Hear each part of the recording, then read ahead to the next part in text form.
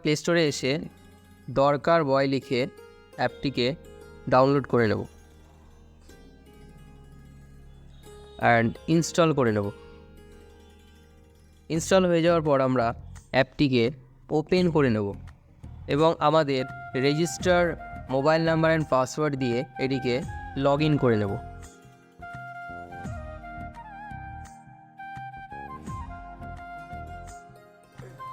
Log in করার পর আমরা এখানে অ্যালাউ করে দেবো অ্যান্ড সবার প্রথমেই আমাদের যে অ্যাকাউন্টটা অফলাইন আছে এটিকে আমরা অনলাইন করে নেব এবং যাতে খুব সহজে আমরা অর্ডারগুলিকে অ্যাকসেপ্ট করে নিতে পারি।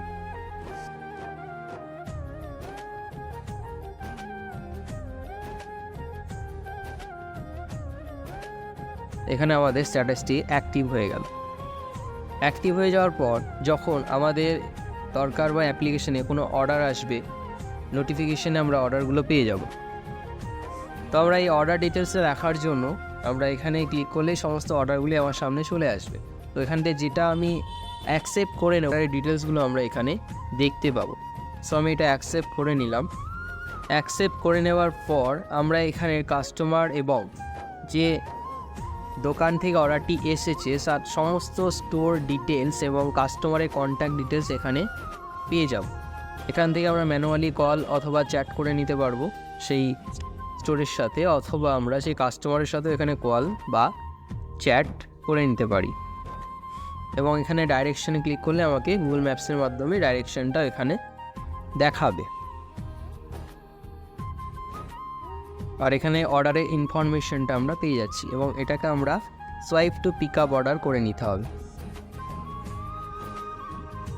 এখানে অর্ডারের ডিটেলস অপশানে ক্লিক করে যখন আমার পিক আপ হয়ে গেছে এবং আমি কাস্টমারকে ডেলিভারি দিতে যাচ্ছি, ডেলিভার হওয়ার সময় আমরা এখানে কমপ্লিট আফটার ডেলিভারি একটা পিকচার আপলোড করে দেবো,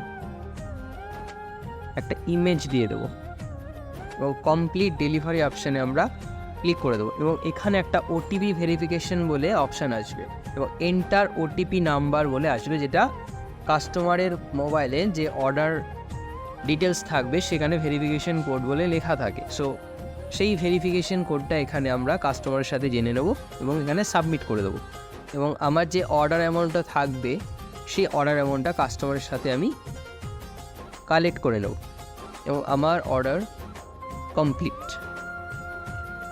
এখানে মাই অর্ডার সেকশানে গেলেই আমরা সেই অর্ডারের ডিটেলসটাও এখানে দেখতে পাবো যেটা আমরা ডেলিভার করে নিয়েছি।